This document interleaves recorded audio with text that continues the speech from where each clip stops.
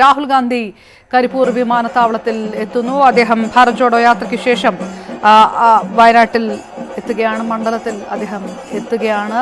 നാളെയാണ് അദ്ദേഹം വിവിധ സന്ദർശന പരിപാടികൾ അദ്ദേഹത്തിനുള്ളത്. കരിപ്പൂർ വിമാനത്താവളത്തിൽ അദ്ദേഹം വിമാനമിറങ്ങിയിരിക്കുന്നു. വലിയ രീതിയിലുള്ള കോൺഗ്രസ് പ്രവർത്തകരുടെ സാന്നിധ്യം നമുക്ക് ദൃശ്യങ്ങളിൽ നിന്ന് വ്യക്തമാണ്. മുതിർന്ന കോൺഗ്രസ് നേതാക്കളടക്കം അദ്ദേഹത്തെ സ്വീകരിക്കാൻ വേണ്ടി എത്തിയിരിക്കുന്നു. നാളെ ആണ് അദ്ദേഹത്തിന് സന്ദർശന പരിപാടികൾ വയനാട്ടിലുള്ളത് എന്നുള്ളതാണ് അറിയുന്നത്. വിവിധ യോഗങ്ങളിലും അദ്ദേഹം പങ്കെടുക്കുന്നുണ്ട്. ഏതായാലും ഭാരത് ജോഡോ യാത്രയ്ക്ക് ശേഷം ആദ്യമായിട്ട് കൂടിയാണ് അദ്ദേഹം തൻ്റെ മണ്ഡലമായ വയനാട്ടിൽ എത്തുകയും ചെയ്യുന്നത്. കരിപ്പൂരിൽ വലിയ രീതിയിലുള്ള ജനക്കൂട്ടം അദ്ദേഹത്തിന് അഭിവാദ്യം ചെയ്തുകൊണ്ട് CV അനുമോദ് ചേരുന്നു. അനുമോദ്, ദൃശ്യങ്ങളിൽ കാണുന്നത് വലിയ രീതിയിലുള്ള അണികളുടെ ഒരു പ്രവാഹം, ജനക്കൂട്ടം, മുതിർന്ന കോൺഗ്രസ് നേതാക്കളടക്കമുള്ളവർ. വിവരങ്ങൾ എന്താണ്? അപർണ, കരിപ്പൂർ വിമാനത്താവളത്തിൽ രാഹുൽ ഗാന്ധിക്ക് ആവേശജനമായ സ്വീകരണമാണ് നൽകിക്കൊണ്ടിരിക്കുന്നത്. നമ്മൾ ദൃശ്യങ്ങളിൽ കാണുന്നത്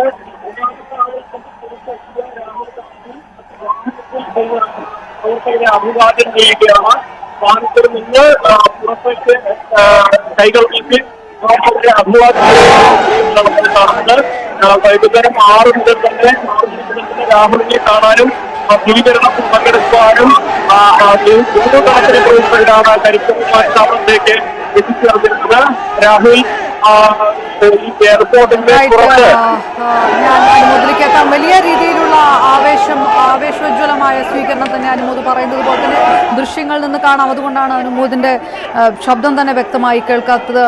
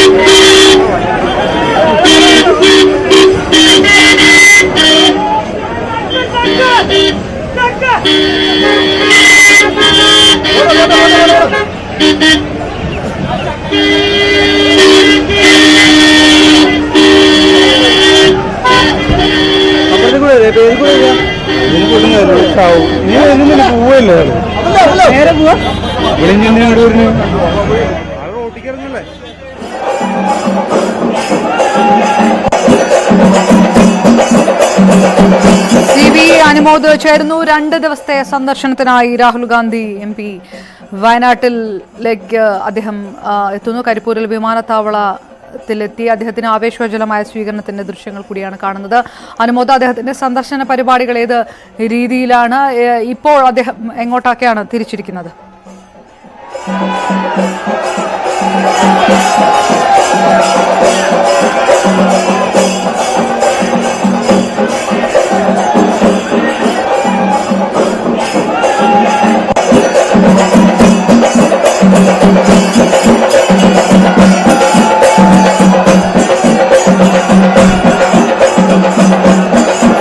അനുമോദ് ചേരുന്നു. അനുമോദ്, ആവേശോജ്വലമായ സ്വീകരണം തന്നെ രാഹുൽ ഗാന്ധിക്ക്. അദ്ദേഹം വിമാനത്താവളത്തിൽ നിന്ന് നേരെ എങ്ങോട്ടേക്കാണ് തിരിച്ചിരിക്കുന്നത്? നാളത്തെ അദ്ദേഹത്തിന്റെ സന്ദർശന പരിപാടികൾ എങ്ങനെയാണ്?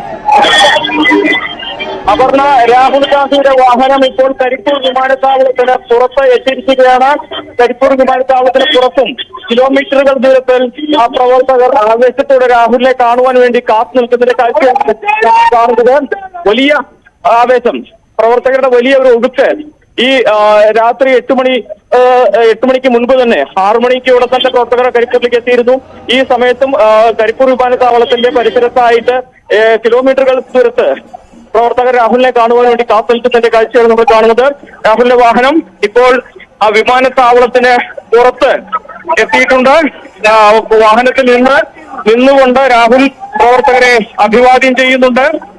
രാഹുലിന്റെ ഒപ്പം ആളുകൾ, വാഹനത്തിന് കൂടെ ആളുകൾ നടക്കുന്നുണ്ട്. ഭാരത് ജോഡോ യാത്രയ്ക്ക് ശേഷമുള്ള രാഹുലിന്റെ ആദ്യ മണ്ഡല സന്ദർശനമാണ്.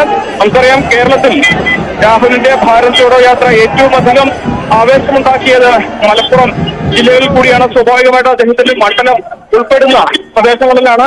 ആ ഒരു ആവേശം തന്നെയാണ് ഇപ്പോഴും നമുക്കിവിടെ കാണാൻ സാധിക്കുന്നത്. അദ്ദേഹത്തിന്റെ വാഹനം ഇപ്പോൾ വിമാനത്താവളത്തിന് പുറത്ത് എത്തിയിരിക്കുന്നു. അല്പദൂരം കൂടി അദ്ദേഹം പ്രവർത്തകരെ അഭിവാദ്യം ചെയ്ത ശേഷം വയനാട്ടിലേക്കാണ് യാത്ര തിരിക്കുക. വയനാട് നാളെ ഒരു ദിവസം നീളുന്ന പര്യടനമാണ് അദ്ദേഹത്തിന് ഉള്ളത്. നാളെ ഇന്ന് രാത്രി കൽപ്പറ്റ ഗസ്റ്റ് ഹൗസിലാണ് അദ്ദേഹം ക്യാമ്പ് ചെയ്യുന്നത്.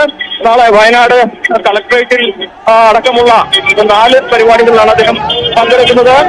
നമുക്കറിയാം, മാസങ്ങൾക്ക് ശേഷമാണ്, ഭാരത് ജോഡോ യാത്രയ്ക്ക് ശേഷം ആദ്യമായാണ് അദ്ദേഹം നാട്ടിലെത്തുന്നത്. അതുപോലെ തന്നെ ഈ മാസങ്ങൾക്ക് ശേഷമാണ് അദ്ദേഹം സ്വന്തം മണ്ഡലത്തിൽ പരിപാടികളിൽ പങ്കെടുക്കാൻ എത്തുന്നത്. നമുക്കറിയാം, വയനാട് വന്യജീവി ആക്രമണം അടക്കമുള്ള നിരവധി വിഷയങ്ങൾ അവിടെ ഉണ്ടായിരുന്നു.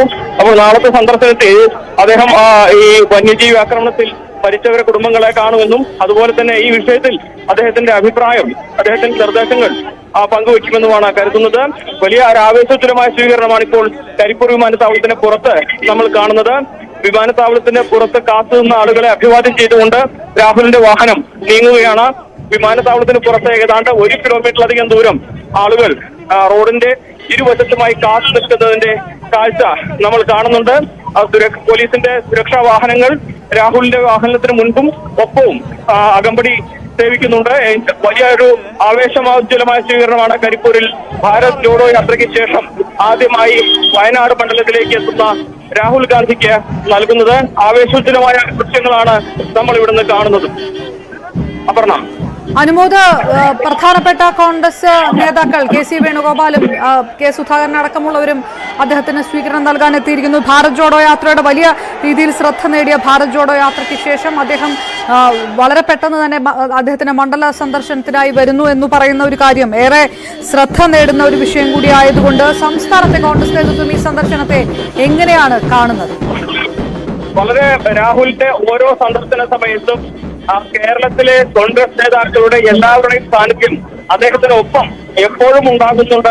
അല്ലെങ്കിൽ സാധാരണ അത്തരത്തിൽ തന്നെയാണ് ഒരു ചരിത്രമുള്ളത്. ഇപ്പോഴത്തെ സാഹചര്യത്തിൽ കോൺഗ്രസ് UDFന്റെ സംസ്ഥാന സർക്കാരിനെതിരായ സമരം, പ്രക്ഷോഭം അത് തുടങ്ങാനിരിക്കെയാണ്. സ്വാഭാവികമായിട്ടും വലിയൊരു പ്രതിഷേധം ഈ ബജറ്റ് വിഷയത്തിൽ UDF ആഹ്വാനം ചെയ്തിട്ടുണ്ട്.